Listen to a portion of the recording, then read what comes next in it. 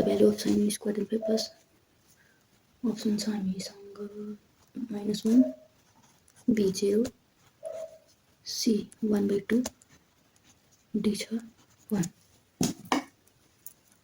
अब सोल्युसन के दिएको छ हामीसँग sine square 25 plus sine square 65 degree.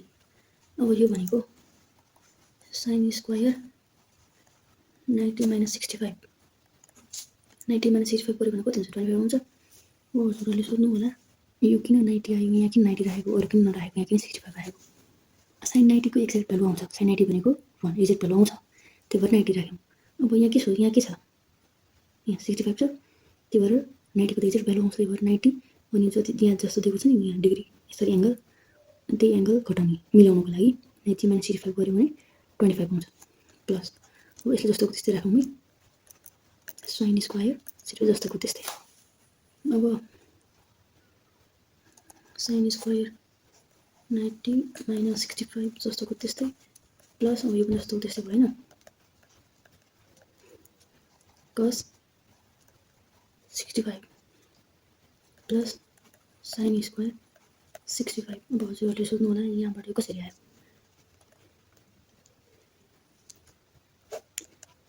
π/2 minus theta भनेको कति हुन्छ cos थीटा हुन्छ। त्यसैगरी साइन स्क्वायर 90 - 65 भनेको cos स्क्वायर अनि 65 कसरी आयो भन्ने बुझ्नको लागि। अब यति भने कति हुन्छ 1 किन हुन्छ भन्दाखेरि sine square theta plus cos square theta भनेको कति हो 1 यो मिलिरहेको छ त्यही भएर